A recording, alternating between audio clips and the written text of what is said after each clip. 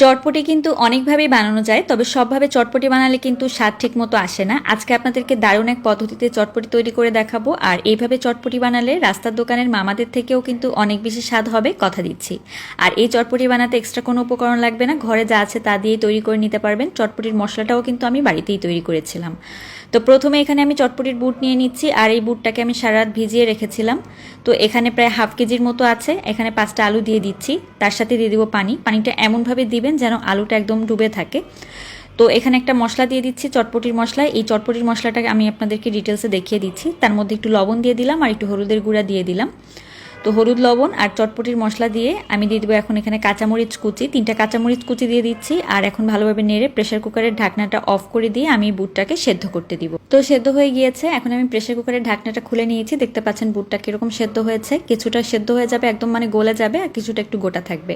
তো মশলা তৈরি করে নিচ্ছি। তার মধ্যে এখানে দিয়ে দিচ্ছি আমি 10টার মতো শুকনা মরিচ, 2 টেবিল চামচ পরিমাণে ধনিয়া, 2 টেবিল চামচ পরিমাণে দিয়ে দিচ্ছি জিরা, 1 চা চামচ পরিমাণে কালো গোলমরিচ, আর দিয়ে দিলাম এখানে 8-9টার মতো লবঙ্গ, হাফ চামচের মতো দিয়ে দিচ্ছি এখানে 5 ফোড়ন, তার সাথে দিয়ে দিব 1/4 চা চামচের মতো রাঁধুনি।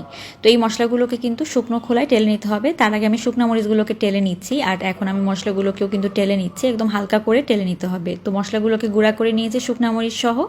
এখন এখানে আমচুর পাউডার 1 চা চামচ আর বিট লবণ দিয়ে দিব এখানে 1 চা চামচ পরিমাণে। তো মশলাগুলো মিক্স করে রেখেছি, আমার চটপটির মশলা রেডি। এখন আমি টকটা তৈরি করে নিব। তো টকের জন্য এখানে আমি তেঁতুল নিয়েছি 1/4 কাপের মতো। তেঁতুলটাকে ভিজিয়ে রেখেছিলাম, তো এখন তেঁতুল ভিজে গেছে আধা ঘন্টার মধ্যে। তো বীজগুলোকে তুলে নিচ্ছি। এখন এখানে একটা লেবুর রস দিয়ে দিব, পুরো একটা গোটা লেবুর রস কিন্তু আমি দিয়ে দিচ্ছি। আর ওই যে মশলাটা তৈরি করে রেখেছিলাম সেই মশলা থেকে 1 চামচ পরিমাণ দিয়ে দিব, আর তার সাথে দিয়ে দিব বিট লবণ। এখন খাবার লবণও দিয়ে দিচ্ছি 1/4 চা চামচের মতো। তো এবার সব কিছুকে নেড়ে মিশিয়ে নিয়ে এখানে দিয়ে দিব আমি চিনি। তো আমি 2 টেবিল চামচ পরিমাণে চিনি এখানে ব্যবহার করেছি। যেহেতু একটু ঝাল ঝাল করে তৈরি করব, বোম্বাই মরিচ ব্যবহার করেছি। বোম্বাই মরিচ দেওয়ার পরে ধনিয়া পাতা কুচি দিয়ে দিচ্ছি, সুন্দর একটা ফ্লেভার আসবে। আপনারা যদি বোম্বাই মরিচ খেতে না চান, না দিলেও হবে। তো আমার টকও রেডি। এখনও যে সেদ্ধ করে রেখেছিলাম চটপটির বুটটা, সেটা নিয়ে নিচ্ছি একটা বড় পাত্রের মধ্যে।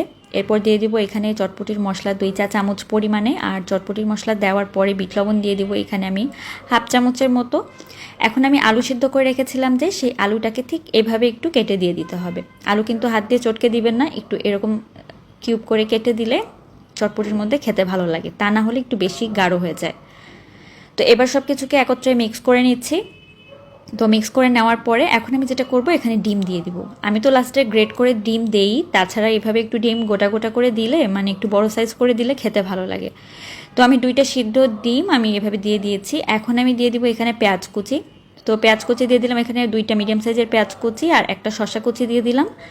এখন দিয়ে দেবো এখানে টমেটো কুচি, তার সাথে দিয়ে দেবো কাঁচামরিচ কুচি এবং বোম্বাই মরিচ দিয়ে দিচ্ছি আমি এখানে অল্প একটু, তার সাথে ধনিয়া পাতা কুচি দিয়ে দিচ্ছি। এখন যে টকটা রেডি করে রেখেছিলাম সেই টকটা দিয়ে দিচ্ছি।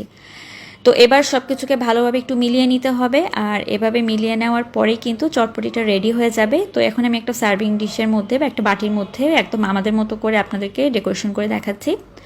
তো চটপটি প্রথমে দিয়ে দিতে হবে যেটা মিক্স করে রেখেছিলাম, এরপরে সামান্য একটু পেঁয়াজ কুচি, শসা কুচি, টমেটো কুচি উপর থেকে ছড়িয়ে দিয়ে তারপর আমি দিয়ে দিব এখানে ডিম আর ফুচকা। তো পেঁয়াজ কুচি, টমেটো কুচি দিয়ে দিচ্ছি। এখন দিয়ে দিব এখানে একটু যে চটপটির মশলাটা ছিল সেটা দিয়ে দিচ্ছি, কাঁচামরিচ কুচি দিয়ে দিচ্ছি, আর এরপর একটু ধনিয়া পাতা কুচি দিয়ে একটা ডিমের অর্ধেকটা আমি এখানে গ্রেট করে দিব। বাসায় চটপটি বানালে ইচ্ছা মতো ডিম কম বেশি করে নেওয়া যায়। তো একটু ডিম দেওয়ার পরে ফুচকা দিয়ে দিলে কিন্তু চটপটি রেডি। আশা করি রেসিপিটি আপনাদের অনেক ভালো লেগেছে। ভালো লাগলে বাড়িতে অবশ্যই ট্রাই করে দেখবেন। লাইক কমেন্ট করে জানাতে ভুলবেন না আপনাদের কেমন লাগলো, আর বেশি ভালো লাগলে আপনার টাইমলাইনে একটা শেয়ার করে রাখবেন। ভালো থাকবেন, আল্লাহ হাফেজ।